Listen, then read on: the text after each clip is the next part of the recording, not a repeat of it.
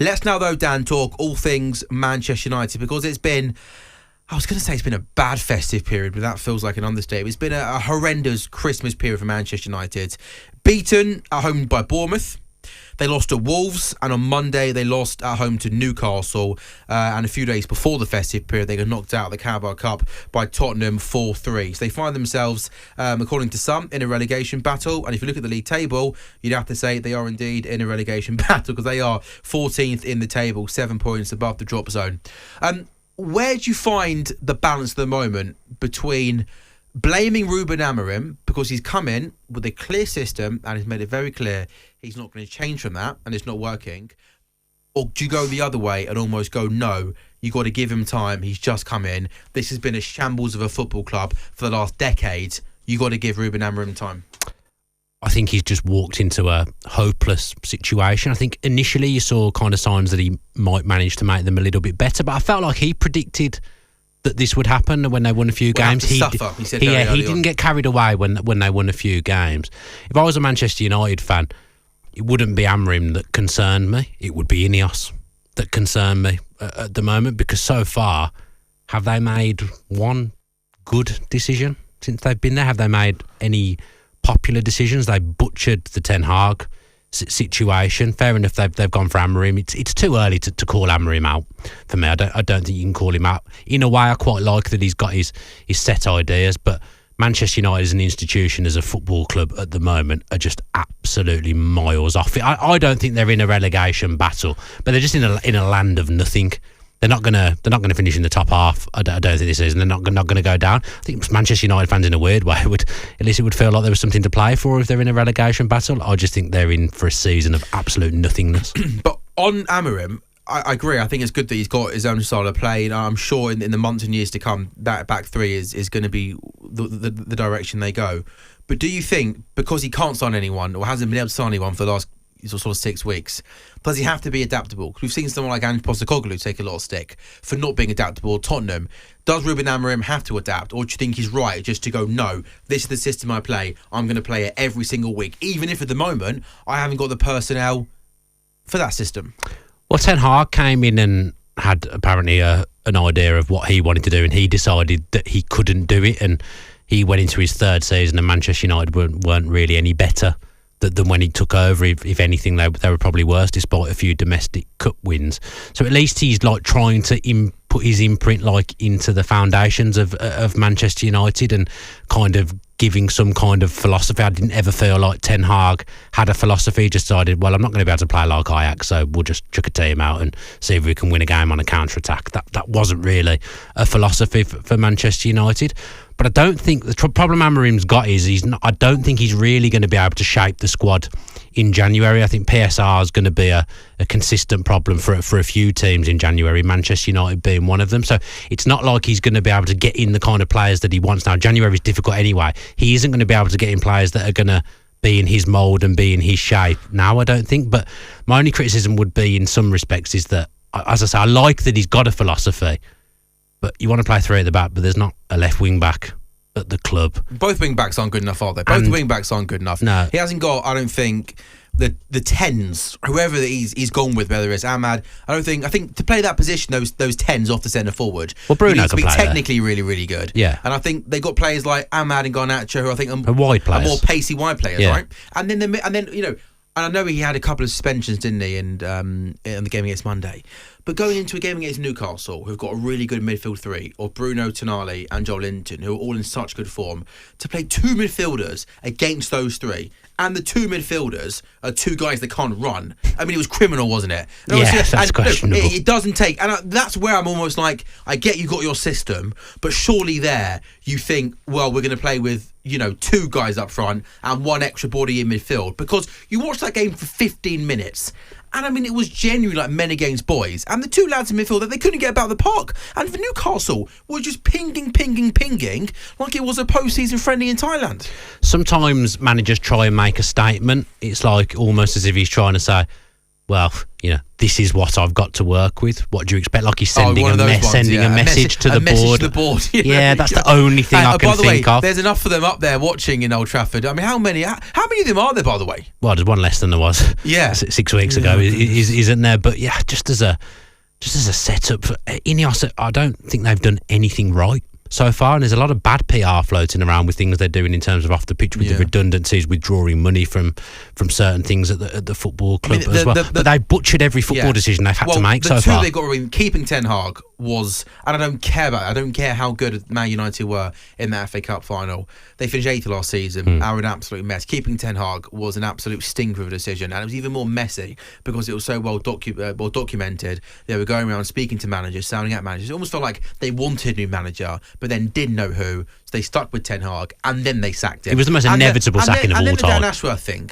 Yeah, it's strange. I mean, to wait that long for someone, he goes on gardening leave. You spend money to get him out, and then he lost it. It's all so messy, Dan. And then the incomings now, a lot of them don't look too clever either. They might go on to be good players. The new signings. Yeah, you look at their window now, and Xerxes getting hooked in the. I didn't like that. I didn't like the booing, by the way. I thought that was really, really unfair. It's just frustration, part and parcel and that's why it was unfair. It felt like that boo was at the football club for 10 years. Yeah, I don't think it's at him. And it felt wrong that it was on a kid who just come to the football club. Yeah, but if you've come in and you've not set the world alight and you're an expensive signing, fans have to let their frustration. No, I don't boo people who are wearing claret and blue shirts. That's Did you boo Jack Grealish? No, I didn't at all. You know for fact that I didn't boo Jack Grealish because we had a conversation about it before we started. I just think it's frustration from the fans. Manchester United are so far away from how far? Where, I mean, Manchester United are closer to being Leicester City than they are to being Liverpool. Yeah, I agree with that completely. Aren't they? I mean, I would say they are genuinely, bar maybe 2 or 3 players, a whole squad away from winning a Premier League. I mean, genuinely think if Man United were to get every footballing decision correct in the next 5 years and win a Premier League title in 5 years' time, I mean, honestly, I think maybe 1 or 2 players, maybe Ahmad, and I mean, it's too early to judge someone like a Lenny Euro, for argument's sake. Yeah, because he'll be a good There's player. only a couple of players in this team that could be part of a title-winning squad in 5 years' time. The rest, the 14, 15, 16 other players, will be nowhere to be seen. That's how far away they are from competing again, from winning a Premier League. Well, we've seen traditional Big Six teams have difficult periods. We've seen it with Arsenal. We've seen it with Tottenham at various points. Chelsea, obviously, a couple of seasons ago, were having a bad time of it, and with Potter, and then Lampard came in. That was a bad season for Chelsea, and they've managed to recover from that. But I think there's an argument now to say that Manchester United is one of the traditional Big Six teams. They're in the worst state that one of those sides has ever been at, quite comfortably as well. Yeah. Well, the fact that we're saying in January the 2nd they're in a relegation battle would kind of agree with that. Because at least when Chelsea were bad, I didn't agree with it. You could see what they were trying to do in that they were recruiting players of a certain age, getting these young players in, and trying to build from there. I don't know what Ineos and Manchester United are actually trying to do. And I look at that squad. I heard it described as a Frankenstein squad earlier, because it is just a mishmash of players now from a load of different managers. And Amorim, I've got big sympathy for Ruben Amorim, because I think he would have expected this job to be hard. And the first week he was there, he said all the right things in the press. A month or so on, 6 weeks on from when he walked through the door, he must look at this now and think, this is actually a lot worse than even I thought it was going to be when I first came in. This is a bigger job. Do you think he's been surprised? Caught by surprise at how bad it is? He has to be. The trouble is with them, they just they like fall down so easily, and things get rotten and get horrible so easily with this group of players. And it's been the same under various managers now. But that is a team and a squad that's devoid of any true quality, maybe arguably other than Bruno Fernandes. But then saying that, a few individual players, I think if you threw them into a different team, they'd actually do okay. Like who? I still think if Rashford was at the right club, he'd do well. I do think that if Mason Mount could stay fit, he could go somewhere and be a good player. I think centre-backs. They've got some good centre-backs there. Martinez just isn't the right type of centre-half for Manchester United, and he kind of summed up his time there when he got out-jumped by Joe Linton for the goal the other night. But I think if you put him in a good footballing team, he'd be a good player. Arsenal wanted him, didn't they, when he went to Manchester United. The goalkeeper was very good for Inter Milan, looks not so good for Manchester United. It's just the environment. The environment of Manchester United now has gone beyond toxic. Do you think the Ruben Amorim long term though has got enough about him as a coach to turn things around in the next few years if they can get things right above him in terms of the recruitment and stuff like that?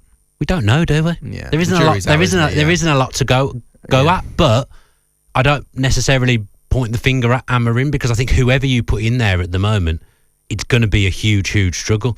This isn't on Amorim. Yes, he's the man in the hot seat whilst this really bad run of form is going 10 on. years of bad, bad footballing. How many? You could probably count on one hand the things they've got right since Sir Alex Ferguson left the club. That's a lot, really. I can't think of that many. Well, you probably count on one finger then. I don't know. I can't really name you anything off the top of my head that they've done well. Fernandes, that might be it. Yeah, he was obviously a brilliant signing.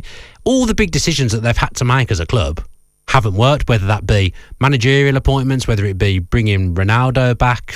Every big decision that they've had to make, they've got wrong. Next up for them, it doesn't get much easier, does it? Who is it? Go on. Oh, yeah, it's Liverpool. Yeah, Liverpool no. How many goals do you think Liverpool have scored at the weekend? Come on. Do you know what? The last season when Man United maybe weren't as bad as this season, but they were still really bad. They beat Liverpool in the FA Cup, drew them at Anfield and drew them at Old Trafford as well. So had a weird kind of good record last season against Liverpool. But yeah, 6 Liverpool, is that fair? 6, 7, 8, 9? I'll go 4. 4 Liverpool. There we go. After that, by the way, is Arsenal as well. So it doesn't get much easier, does it, after that either? I feel sorry for Amorim. Yeah, I agree with you. I think he's come in, and I wonder if he could. Do you think it was, from his point of view, I know hindsight's a wonderful thing, do you think that he thinks to himself, why did I take it?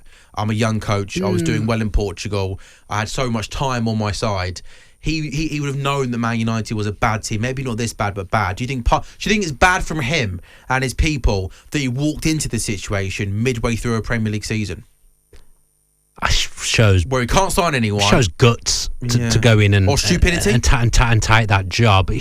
Trouble is, look, as much as we're sitting here criticising Manchester United, they're a huge, huge football team. So if that job gets offered to you, you never know whether that will ever come round again. But if I was him, I'd be thinking, why didn't they push for me in the summer? What was it about me that they didn't think was right in the summer that was then suddenly right a few months later? And it's them not doing that has made that job harder for him because he hasn't had time to get his imprint on the squad or the tactical side of things, hasn't had a chance to have input into transfers. The guy that would have had a fair input into transfers is now gone. When it flashes to that, when the camera flashes to that board, that oversized board at Ineos and Manchester United, everyone looks confused and lost and bewildered and can't believe what's happening. But I don't know why they're surprised. Man United 14th in the table, 7 points above the drop. So maybe when William Hill joins us, we can get odds on Man United to be relegated.